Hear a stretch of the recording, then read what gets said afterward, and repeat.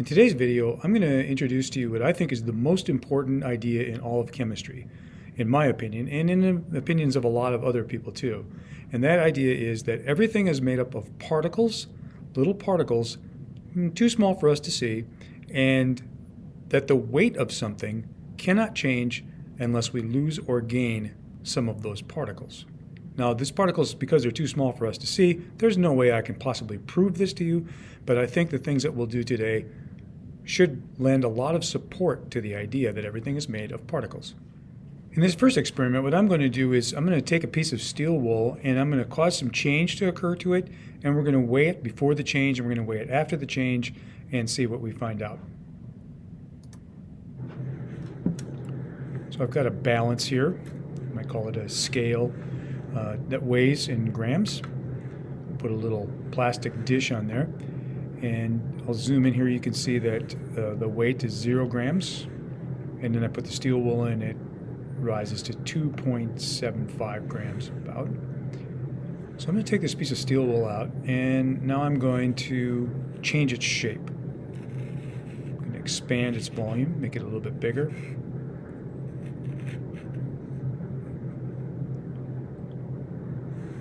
And then pop it in the dish. Now obviously I have lost some particles. I know that I have. They fell onto that paper, so I'm going to dump them back in the dish to be with the steel wool. And then zoom in again and see what the weight is. And it's 2.75 grams. So I made sure I didn't lose any particles, and I also didn't lose any mass. In this next experiment, we're going to make another change take place. This time we're going to change a familiar substance, water in its solid form, or ice. We're going to let it change form, change its state into liquid water. So we're tracking mass here, of course, so I've got a balance. The beaker with ice in it weighs 54.25 grams, and now we're going to let it melt. So I'm switching to time lapse now because it would be very time consuming and boring to watch ice melt. So this process probably took an hour or so to occur. We're having it happen in just a few seconds. And then when it's done, we're going to find its mass again. So if you look at the balance, it's hard to read, but it's reading 54.25 grams again. The same mass. So we see again that even though it changed its form, looks very different than it did before, and it changed its volume. It shrinks when it becomes water from ice. It did not lose any mass because it didn't lose any particles. Let's try another experiment with change and mass. I've got some sugar here and I've got some water. So what I'm going to do is take my water, this is just pure water, nothing special about it, and I'm going to put it in the beaker.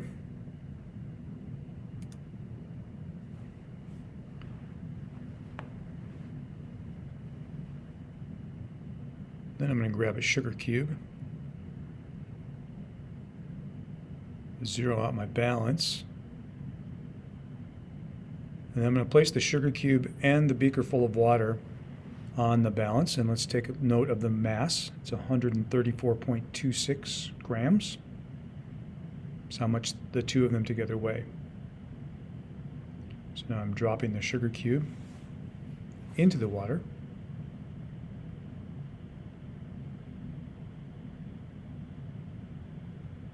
So now I'm going to stir this until it dissolves.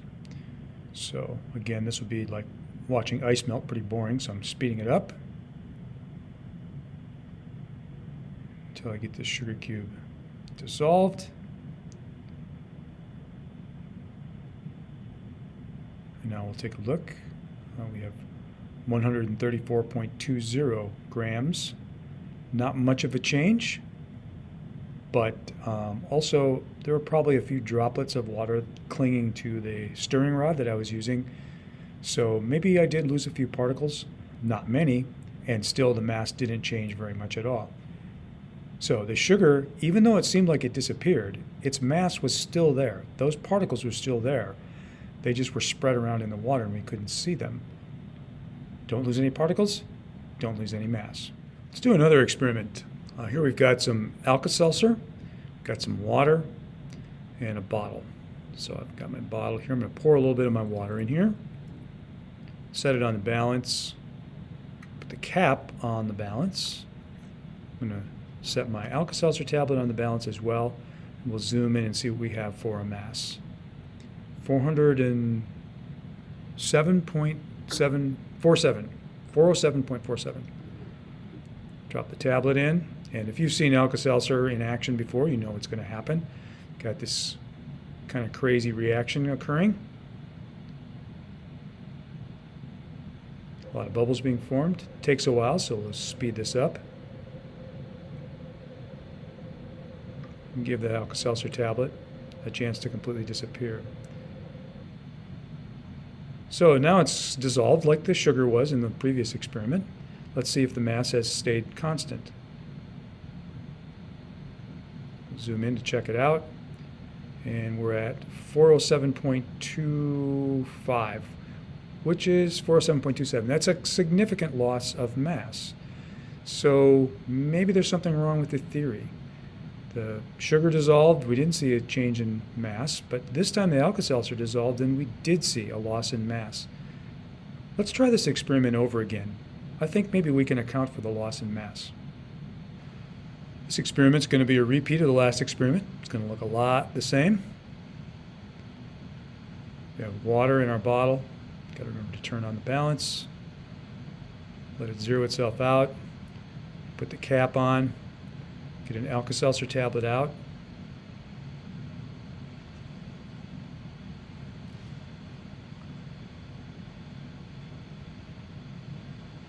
And let's zoom in and find out the mass of this whole thing. 395.76 maybe. One change only. We're going to screw the lid on this time. So I'm going to quickly seal this up tightly and we'll let the same reaction occur that happened before. And again, we'll speed it up so we don't have to wait so long.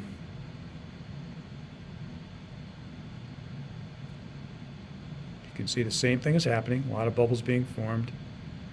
Alka-Seltzer tablet's getting smaller. And it looks like it has finally dissolved. Let's put it on the balance and check out the mass. 395.77. So pretty much exactly the same as the mass that we had before. I think we've accounted for the missing particles. The bubbles that were forming were a gas, and gas is made of particles.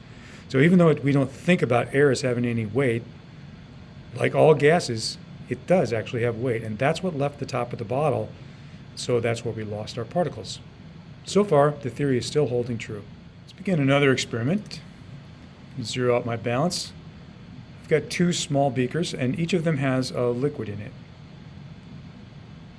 Put this on the balance. Let's check out the weight. It's 94.84 grams for both beakers and the liquids.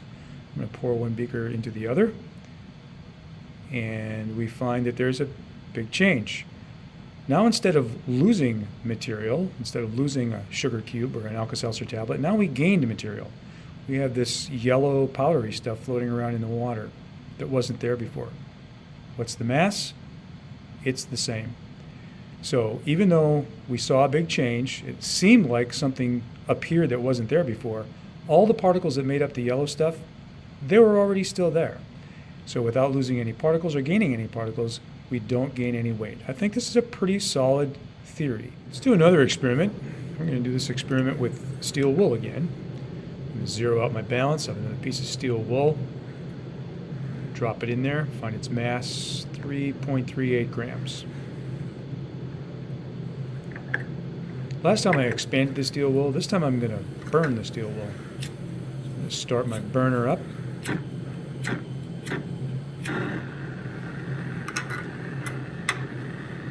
Grab onto this with a pair of tongs and I'm going to light it on fire. So I'm holding this over the flame, and you can see that it's burning. Even when I take it away from the flame, it continues to glow red.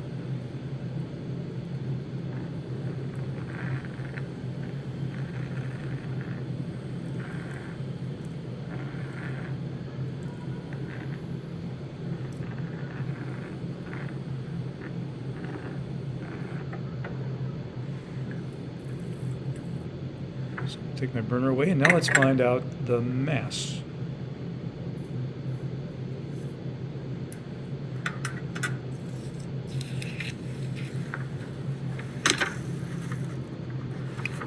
Collect the particles that dropped off of there. And my new mass is in fact heavier than my old mass, 3.49 grams. So when scientists started doing these kinds of experiments, they started to think, well, maybe there actually was an exception to the rule. Maybe by adding energy, by putting fire on this piece of steel wool, we were able to increase its mass.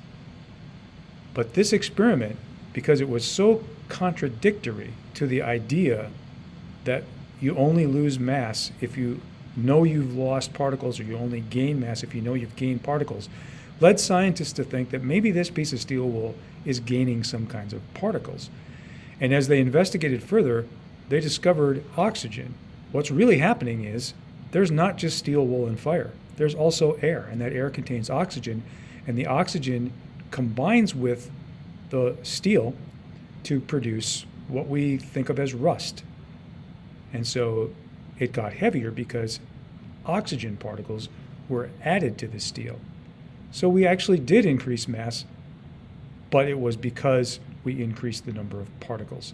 Once we accounted for the fact that air weighs something, oxygen weighs something, we were able to stick with our same theory. Because we could never find an exception to this rule, that the mass doesn't change even when there's a change occurring to the appearance or the volume or the form of a substance, that became a law. So a scientific law is something that, even if we don't have an explanation for it, we know that it's always true. We know that it always works that way. It's a model that describes how the world works, even if there's no explanation. It's called the law of conservation of mass. It's one of the fundamental laws of chemistry that chemistry is built on. So what's different than a law is a theory. A theory is a model that doesn't just describe how the world works, but tries to explain it. This is a possible explanation for what was taking place during all the changes, like sugar dissolving and ice melting. Imagine that we really did have everything made out of these little tiny particles. These beads represent particles that are big enough for us to see. I'm adding more beads, and we can see that the weight goes from 6 grams up to 11.35 grams. The particles are separated before. What happens if I stir them together?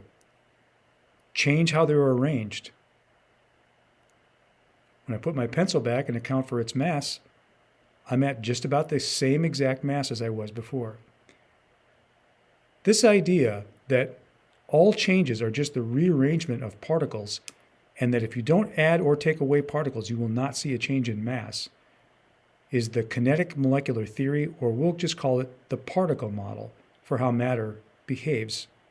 This will be the assumption that we use as we go through our study of chemistry, because that's the assumption that chemists use. So we have a law, the law of conservation of mass, that describes how the world works. In all changes, we see no change in mass. And we have a theory, the particle theory. The reason there's no change in mass is because there's no change in the number of particles during all the changes that we saw, except for one, and that was the burning of steel wool. The particle theory also explains that because we added new particles and arranged them into a different form. They weren't in air anymore. They were now part of the rust that was forming on the steel wool. We're going to use this theory as an understanding of how the universe works as we go through our study of chemistry, because that's the fundamental idea behind all of chemistry.